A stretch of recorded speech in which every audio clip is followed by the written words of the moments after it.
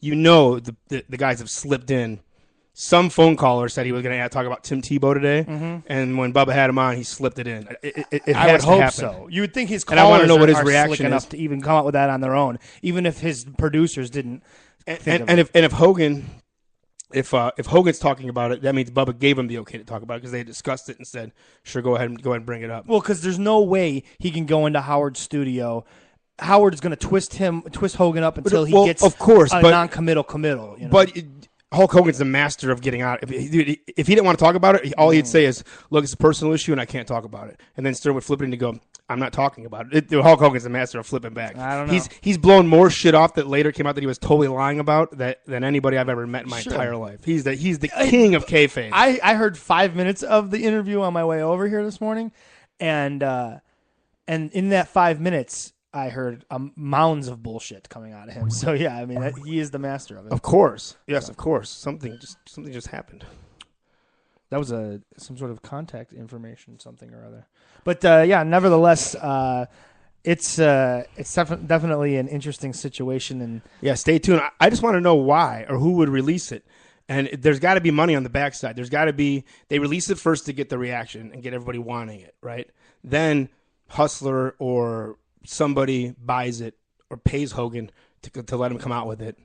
Then they sell it. Then they make the money off it. Pamela Anderson was the first to do it.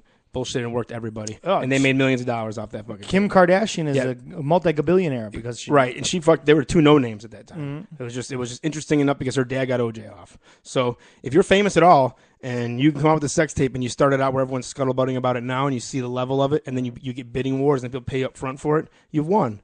So this whole thing, I believe, is a huge work in some capacity, and people are going to get paid for it, and there you go. I think it's scandalous. I think it's Hogan's best friend. It was in his bedroom with his security camera.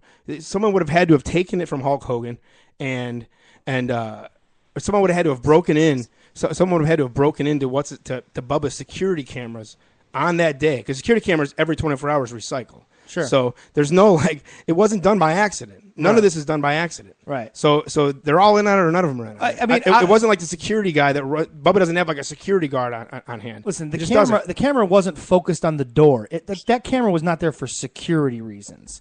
Let's be perfectly honest. If you have your house wired up, maybe it is on your bedroom. I mean, maybe that's where something would occur. But that camera was on the bed as if it was there to film what was going on. Right now, does he have multiple cameras? I don't know. I don't know what a security system is. All bets are off if you're letting your buddies fuck your girlfriend. You're open to recording it and probably are into recording it and going back and watching it. That's a whole nother level of it. You know what I mean? Like I can imagine if you're into that, the door's wide open to being into anything. Sure. So it certainly is demented in that sense. That said, there's tons of MMA news that we want to get to and we want to talk about. So it is time for Shin to Chin. Shin to Chin. Shin to chin. Shin to chin.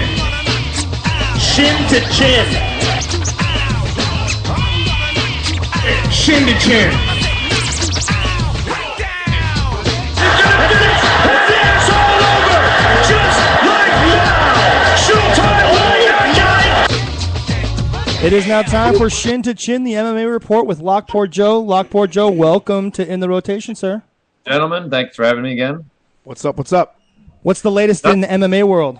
Well, and Ben, I talked to you about it earlier today, but Strikeforce could be finally done. It looks like Luke Rockhold got injured. He's going to come off that November 3rd card, so they had to cancel their last show because they had a main event major injury. So there are a lot of signs pointing to it right now that it could be over for Strikeforce, and I would assume those guys would just move over to the UFC. What do contracts mean if it goes away? Are the contracts null and void as well, or they're weird waiting periods? I would imagine. I mean, they're under the Zuffa banner, so once if it happens, and Showtime's talking about just ending the deal if this show gets canceled. That was the news today, and it was reported last night on Inside MMA.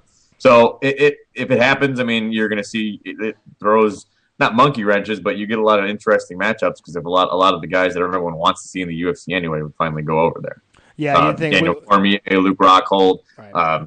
as expected, Rousey and Cyborg would probably be the first female UFC fight, and Dana White, I think, saw the dollar signs in his eyes with that, at least to do that one.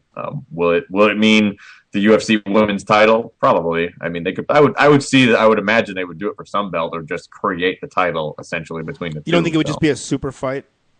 Yeah, but they'd make up either, like you said, either just a whatever new weight class or the women's title in general, and just make it like a general thing. 145, 135, whatever. There's too much to not have it happen. I mean, it's one of those things that it's just they have to decide on a weight class or wherever it's going to be and just do it.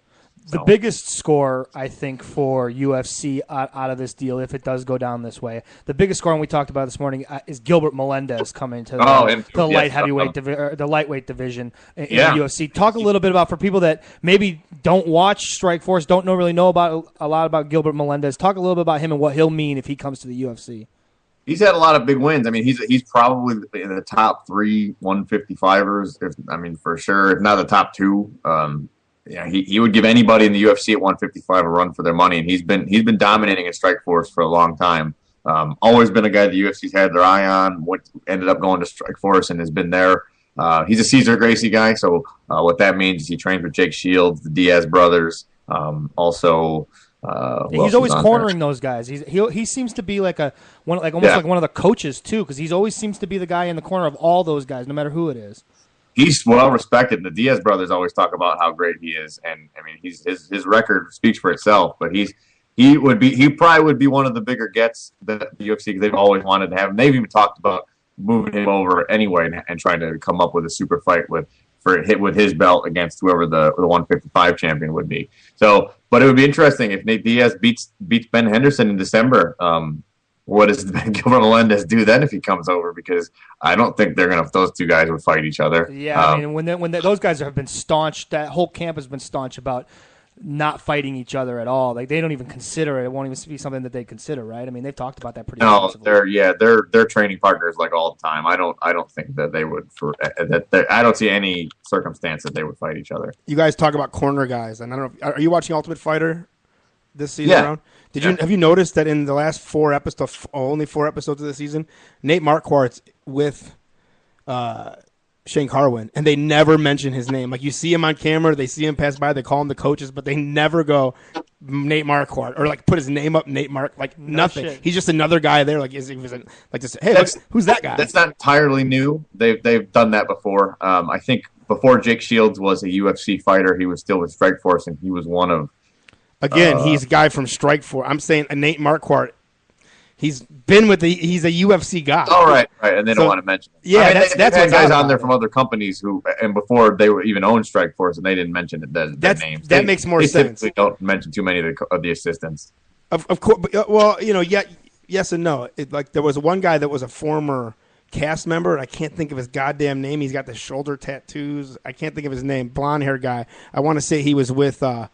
Who's the guy that beat GSP coming out of the Ultimate Fighter? Matt Serra. Matt Serra. When Matt Serra was a coach, he was an assistant coach, and they referenced that he was in the Ultimate Fighter. Pete Sell, probably. Yes, exactly. And so again, he is a former. It's more burial of the Nate Marquardt.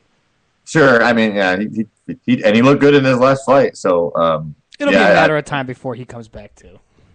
He's really unfairly used. Dana gets mad and then until he can make money off the person again, or exactly. TRT runs rampant, and he's not the only guy that get in trouble for it. And everybody else is even like the what the fuck's that guy's name that beat Brock Lesnar? Overeem. They've already talking about him possibly coming back early.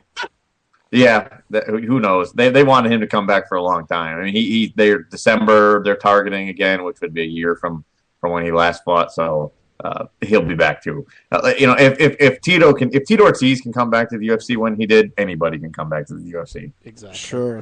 Sure.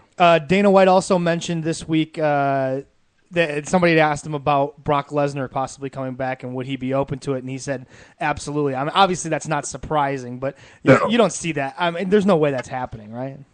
Is it even in his WWE contract to do so? If Brock wanted to, the door's open. But Do I think I think he's retired. I think he's done. I think he'd rather do the occasional WWE match and that's about it. I don't think that guy. I mean, unless there's a big money fight for him out there. I mean, he's not going to contend for the belt anytime soon because he's. I don't think he could beat Overeem. 10 out of 10 times. Kurt Angle said it recently that Brock Lesnar has so much money. His house is paid off. His cars are paid off. His kids' college funds are paid off.